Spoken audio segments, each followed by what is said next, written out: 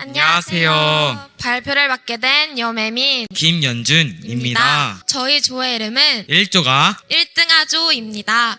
저희가 이 이름을 정한 이유는 1등을 하기 위해선 많은 노력과 수고가 필요하기 때문에 최선을 다해 노력하는 1조가 되기 위해 이 이름을 정하게 되었습니다. 사람이 무슨 일을 하기 위해선 한 공동체를 이루어 함께 가야 합니다. 인간의 모든 문명들은 공동체를 이루어 만들어졌습니다. 특히 고대 이집트 문명과 같은 인간의 4대 문명들은 공동체가 크게 모임으로 인해 형성되었습니다. 그래서 고대 문명들은 아주 크게 번창해졌습니다. 많은 사람들은 고대인들이 만든 건축물에 놀라고 그들의 문화에 놀라는데요.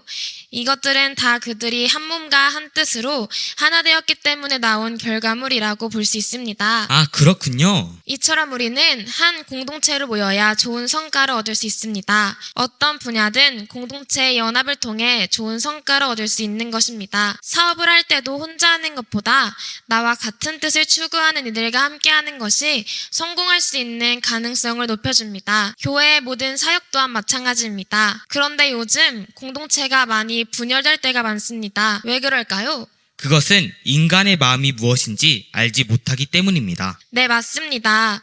공동체와 함께 일하기 위해서는 인간의 마음이 무엇인지 알아야 합니다. 그것을 통해 내가 지금 속한 공동체가 서로 연합되어 공동체의 목적을 위해 함께 알아가는 자들이 되어야 합니다. 그러면 먼저 인간의 마음에 대해서 알아보겠습니다. 저희 조는 인간의 마음에 대해서 4가지로 알아보았는데요.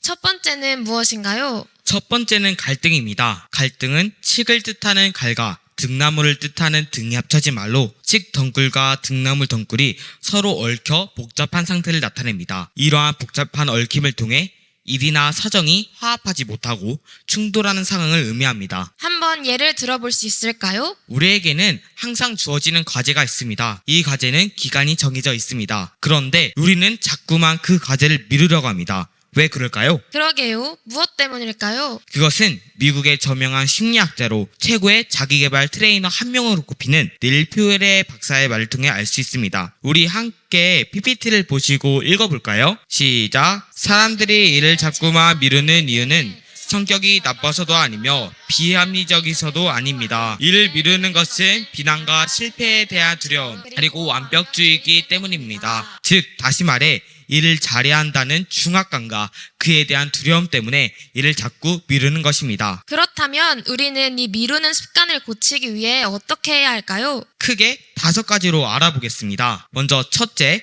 자긍심과 자신감을 높여야 합니다. 자긍심과 자신감을 높여야 하는군요. 이는 앞서 말한 닐 피올의 박사의 주장이기도 합니다. 그는 자신 역시 일을 미루는 습관 때문에 정신없이 바쁜 삶을 살았다며 일단 시작해라, 더 열심히 해라, 계획성 있게 행동해라 등과 같은 막연한 조언만으로는 절대 미루는 습관을 고칠 수 없다고 말합니다. 맞아요. 저도 미루는 습관을 고치기 위해 막연한 조언만 하며 살아왔는데 이제는 자신을 비난하는 대신 용서하며 쉬운 일부터 하나씩 실천하며 자신감을 회복하고 있습니다. 와, 정말 멋지네요. 감사합니다. 그럼 두 번째는 무엇인가요? 둘째, 왜 일을 미루냐보다 어떻게 일을 미루는지 알아야 합니다. 저는 그동안 왜 일을 미루는지에 대해서만 중요시 여겼는데 어떻게 일을 미루는지도 알아야 하는군요. 네, 맞습니다. 이에 대해 피올의 박사는 3일 동안 자신을 객관적으로 관찰해보라고 권유합니다. 어떻게 시간을 활용하는지 알면 각각의 행동에 대해 할애하는 시간과 실제로 거기에 사용하는 시간이 얼마나 차이 나는지 알 수 있고 그렇게 되면 미루는 습관 역시 바로잡을 수 있기 때문입니다. 점점 갈수록 더 재밌고 배울 것들이 많아지는 것 같아요. 세 번째 방법도 빨리 알고 싶어요. 정말요? 그럼 바로 알려드리도록 하겠습니다. 셋째, 말하는 방법을 바꿔야 합니다. 일을 습관적으로 미루는 사람들은 꼭 해야 한다, 반드시 끝내야 한다, 이 일은 너무 크고 중요하다, 나는 반드시 완벽해야 한다, 나는 쉴 시간이 없다 등과 같은 부정적인 합법을 주로 구사하지만 제때 일을 하는 사람들은 내가 선택할게, 언제 시작할까, 하나씩 차근차근 하면 돼, 나는 평범한 사람이다, 나는 반드시 쉴 거야 등과 같이 자신을 위로하고 격려하는 말을 즐겼습니다. 그 때문에 말하는 방법만 바꿔도 미루는 습관을 얼마든지 바로잡을 수 있습니다. 그렇군요. 그럼 그 다음 방법은 무엇인가요? 넷째, 데드라인, 즉 마감 시간을 정하고 이를 가까운 사람들에게 공개적으로 밝혀야 합니다. 미루는 습관은 마감 증후군으로도 설명할 수 있습니다. 사람들은 마감이 임박해서 시간에 쫓기며 일할 때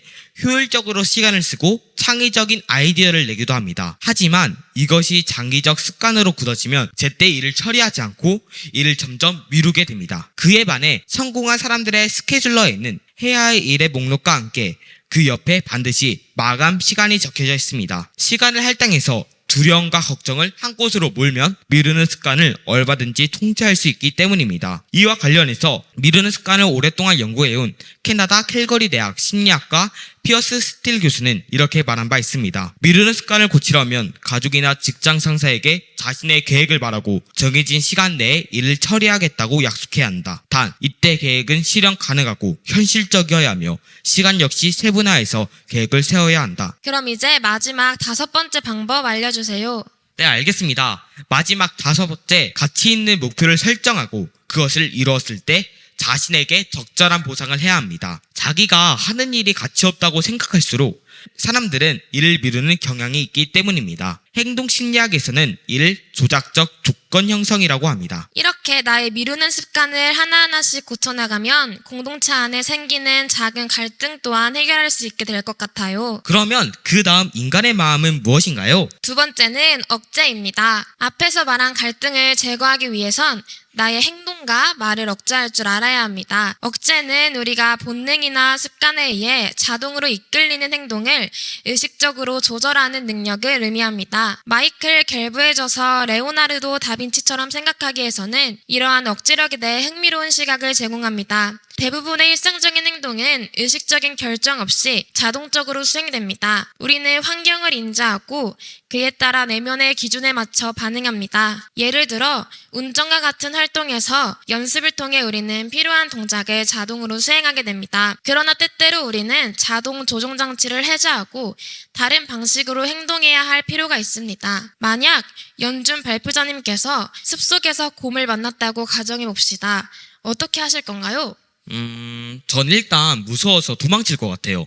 혜민 발표자님은 어떻게 하실 건가요? 저 또한 무서워서 도망칠 것 같네요. 이렇게 사람은 본능적으로 도망치고 싶은 충동을 느낄 수 있지만 의식적인 억제를 통해 다른 대응 방법을 선택하는 것이 더 안전할 수 있습니다. 곰 앞에서 도망치기보다는 크고 위협적인 자세를 취함으로써 곰을 위축시킬 수 있습니다. 억제는 우리가 자연스럽게 갖는 성향을 일시적으로 뛰어넘을 수 있는 능력이며 가족이나 동료와의 관계에서 불쾌한 행동을 참는 것도 억제의 한 형태입니다. 이를 통해 나중에 후회할 수 있는 행동을 예방할 수 있습니다. 의지력은 억제를 가능하게 하는 동력입니다. 환경에 대한 자연스러운 반응을 억제할 때마다 의지력이 발휘됩니다. 이 의지력을 통해 우리는 더 나은 결정을 내릴 수 있습니다. 그렇다면 3번째, 인간의 마음은 무엇일까요? 3번째는 패턴 매칭입니다. 일단 이것을 시작하기 전에 영상 하나 보시고 시작하겠습니다.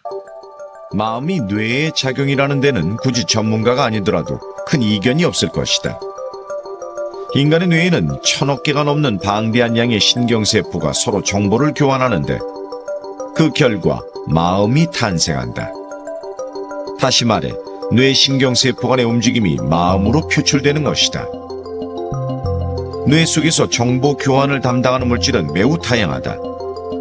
신경세포에서 어떤 물질이 얼마나 방출되느냐에 따라 뒤이어 발생하는 정보의 질과 양도 달라진다.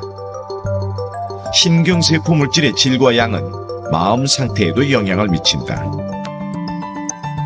발서에서도 역시 마음의 무한함을 다룬 적이 있다. 물리학자들이 밝힌 관찰자 효과가 그것인데 물질의 최소 구성단위인 밀입자는 관찰자의 마음에 따라 변화할 수 있다는 것을 다양한 실험 사례를 통해 접근하고 있다. 뇌 속의 신경세포는 짧게는 1cm 미만부터 긴 것은 10cm에 이르기까지 천차만별이다. 이 신경세포 하나는 2개 이상의 뉴런으로 구성되는데 뉴런과 뉴런 사이를 연결하며 신경 전달 물질의 통로 역할을 하는 부위가 바로 시냅스다.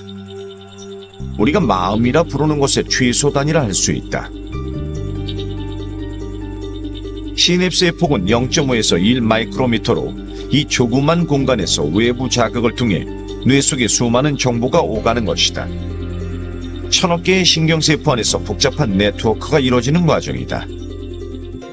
이것을 통해 우리는 인간의 마음이 뇌와 연결되었다는 것을 알 수 있습니다. 기억은 내가 잊고 싶다 할지라도 사라지지 않습니다. 즉, 내가 기억을 소유하고 있는 것이 아닌 기억이 나를 소유하고 있는 것입니다. 기억은 경험으로부터 학습됩니다. 이것은 뇌와 연결되어 있습니다. 뇌는 자동적으로 학습하고 패턴을 인식하는 기능을 합니다. 그렇기 때문에 사람과 짐승 또한 패턴을 학습하는데 그리 긴 시간이 걸리지 않습니다. 인간의 뇌는 우리가 인지하는 것에 대한 패턴을 끊임없이 바쁘게 찾아내서 기억 속에 저장된 기존의 패턴에 새로운 패턴을 연화시키는 활동을 합니다. 이것이 바로 패턴 매칭입니다. 인간은 기본적으로 실험을 통해 패턴을 학습합니다. 내가 무엇을 발표할 경우 여러 가지의 다양한 시도를 통해 어떤 반응이 원하는 결과인지 학습하게 됩니다. 이처럼 정확한 패턴들을 더 많이 학습할수록 새로운 문제를 해결하는데 더 많은 대처들을 가지게 됩니다. 벌써 마지막입니다. 마지막 네 번째는 무엇인가요? 마지막 네 번째는 연관관계입니다. 마빈 민스키의 말처럼 우리는 종종 우리의 마음이 수행하는 작업들 중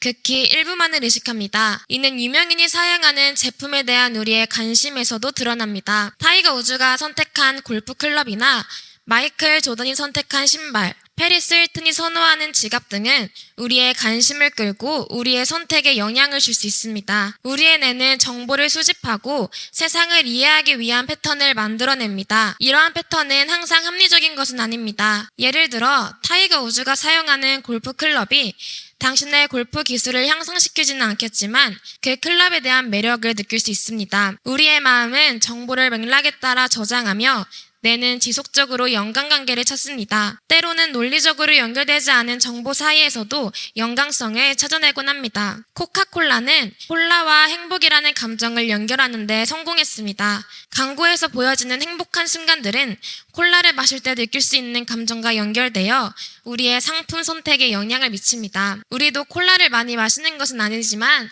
마실 때면 참 시원하기는 하죠. 네, 그렇죠. 이렇게 상품 선택에 있어 연관관계는 중요한 역할을 합니다. 콜라 광고는 종종 행복하고 활기찬 순간들을 연출하여 콜라를 마시는 것이 긍정적인 경험과 연결되도록 합니다. 이러한 연관성은 논리적인 설명 없이도 우리의 선택에 영향을 줄 수 있습니다. 미래 전망을 긍정적인 연관관계와 함께 제시하면 사람들은 그 전망에 더 관심을 가지게 됩니다. 유명인의 추천은 이미 그들과 관련된 긍정적인 이미지 덕분에 효과적입니다. 이는 우리가 이미 가지고 있는 연관관계를 활용하는 것입니다. 지금까지 저희는 인간의 마음이란 무엇인지 알아보았습니다. 그렇다면 한 목적을 향해 가는 공동체가 주의해야 할 점은 무엇일까요? 첫 번째는 행인 무관심입니다. 1964년 3월 13일 금요일 새벽 미국 뉴유킨스 지역 주택가에서 키티 제노비스라는 여성이 강도의 칼에 찔려 살해되었습니다. 제노비스는 3시 15분에서 50분까지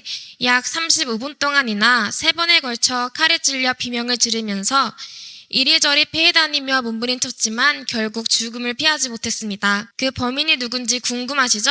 네, 알고 싶어요. 도대체 그 범인은 누구죠? 범인은 윈스턴 모즐리였습니다. 그는 부인과 2아이가 있는데도 밤늦게 집을 나와 그냥 여자를 하나 골라 죽이겠다는 생각으로 죽일 여자를 물색하다가 제노비스를 택했습니다. 정말 충격이네요. 그는 칼에 찔려 죽어가는 그녀를 강간한 시간자이기도 했습니다. 모즐리는 6일 후 다른 절도 혐의로 체포되었는데 스스로 제노비스 살인을 자백했습니다. 그는 그간 40건의 절도와 더불어 다른 2 여성을 살인, 강간한 것으로 밝혀졌습니다. 처음엔 평범한 살인 사건으로 취급되었다가 2주 후인 3월 27일 뉴욕타임스가 이 사건을 크게 다루면서 미국 전역이 발칵 뒤집혔습니다. 기사 제목은 매우 자극적이었습니다. 살인을 목격한 38명은 경찰에 신고하지 않았다입니다. 뉴욕타임스는 정상적인 남녀 목격자 38명이 창가에 서서 희생자가 마지막 30분 동안 비명을 지르는데도 구조는커녕 경곡성 고함 한 번 지르지 않았다고 밝히면서 이 방관자들의 기이한 행태를 시리즈 형식으로 연속 보도했습니다. 다른 신문들도 차가운 사회, 무감각한 시민정신, 인간성의 소실 등의 제목으로 분노와 개탄을 표출하는 기사와 칼럼을 앞다투어 실었습니다. 공동체에게 있어서 그리고 다른 사람과 함께 일하는 것에 있어서 무관심, 즉 방관자의 효과는 안 좋은 것입니다. 무관심으로 하나의 생명을 잃을 수 있으며 공동체에 큰 피해를 줄 수 있습니다. 그래서 우리는 공동체적으로 하는 일이 나와 무관하다고 넘어가는 것이 아닌 함께 협력하는 자들이 되어야 합니다. 아, 그렇군요. 그렇다면 이제는 두 번째로 주의해야 할 점을 알아보겠습니다. 두 번째로 우리는 상대방의 마음을 잘 읽을 수 있는 주의가 필요합니다. 즉 이것을 마음 읽기 오류라고 합니다. 우리는 항상 사람을 만나고 이야기를 나눕니다. 그런데 어떨 때는 나와 잘 맞았던 사람과 충돌할 때가 있습니다. 그래서 서로에게 상처를 주고 아주 친밀했던 관계가 끊어질 수 있습니다. 그러면 아주 친밀했던 관계가 끊어지는 이유는 무엇인가요? 그것은 소통에 있다고 할 수 있습니다. 소통할 때 가장 큰 문제는 소통이 잘 이루어지고 있다는 착각입니다. 조지 버나드 쇼의 말처럼 소통이 잘 이루어지고 있다는 착각은 종종 문제를 야기합니다. 마음 읽기 오류는 정말 미묘한 문제입니다. 우리는 상대방의 마음을 직접 읽을 수 없으므로 명확하게 의견을 표현하고 요구사항들을 전달해야 합니다. 특히 리더와 팀원이 같이 일하는 경우 목표와 우선순위를 명확하게 전달하는 것이 중요합니다. 지속적인 소통은 팀의 성공에 필수적입니다. 또한 일상생활에서도 이 원칙이 적용됩니다. 자신의 생각과 감정을 솔직하게 표현하고 상대방이 완벽하게 이해하지 않을 수 있다는 점을 인정하면서 상호작용하면 더 나은 관계를 형성할 수 있습니다. 지금까지 우리는 공동체적으로 주의해야 되는 것이 무엇인지 알아보았습니다. 그러면 이번에는 안전한 공동체를 만들기 위해서는 어떻게 해야 하는지 알아보겠습니다. 먼저 안전이란 무엇인가요? 안전의 뜻은 위험이 생기거나 사고가 날 염려가 없는 상태를 말합니다. 그런데 안전을 그냥 이 상태로만 알고 있으면 잘못 알고 있는 것입니다. 일단 안전의 기준은 각 사람마다 다릅니다. 내가 보기에는 아주 위험한 것 같은데 다른 사람이 보기에는 그렇게 위험해 보이지 않을 수 있습니다. 그렇다면 공동체와 안전은 무슨 관계가 있을까요? 우리는 항상 만남을 가짐을 통해 이야기를 나눕니다. 그런데 이야기를 나누다 보면 남을 비하하는 말이나 남의 마음을 상하게 하는 말들이 나올 때가 있습니다. 그래서 이 말 하나 실수 때문에 공동체가 무너지는 일들이 일어납니다. 또한 서로 간의 신뢰가 사라져 나쁜 길로 빠질 수 있습니다. 그러면 우리는 어떻게 해야 서로를 신뢰하는 가운데서 공동체를 안전하게 지킬 수 있을까요? 그것은 두 가지로 볼 수 있습니다. 첫 번째, 내가 가진 사실을 공유해야 합니다. 공동체는 연합으로 이루어져 함께 고민하고 함께 생각하며 더 나은 결과물을 창조해냅니다. 그리고 더 설득력을 얻게 됩니다. 그러므로 우리는 나의 관점에서 상황을 설명하는 것이 아닌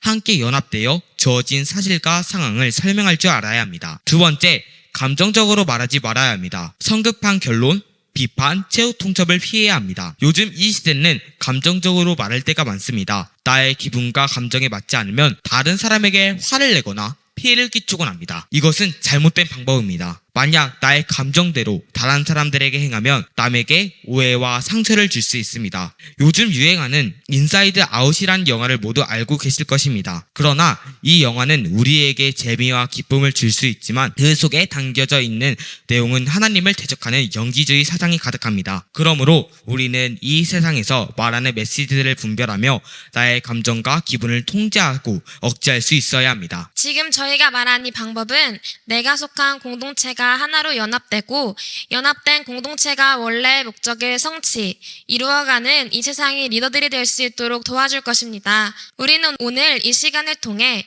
인간의 마음은 무엇이며 공동체가 하나로 연합되어 한 뜻을 위해 한 몸으로 일하는 방법을 알아보았습니다. 그러면 우리는 왜 이러한 것들을 알아야 할까요? 그 이유는 우리가 이 세상의 최상층에 올라 하나님의 말씀대로 이 세상을 다스리기 위함입니다. 맞습니다. 곧 하나님의 나라와 그의 뜻을 위해 세상의 지도자들이 되어야 한다는 뜻입니다. 하지만 모든 사람이 지도자가 되라는 것은 아닙니다. 왜냐하면 주님께서 우리 각 사람별로 주신 사명이 있기 때문입니다. 그때 우리는 자기에게 맡겨진 사명 가운데서 공동체를 형성하게 됩니다. 오늘 함께 알아본 인간의 마음이란 무엇이고 공동체적으로 일하기 위해서는 어떻게 해야 하는가에 관한 내용을 잘 기억하셔서 이것이 나를 위한 것이 아닌 공동체를 위한 길이라는 것을 항상 기억하는 자가 됩시다. 이것으로 1조가 1등하조의 학술 발표를 마무리하겠습니다. 감사합니다.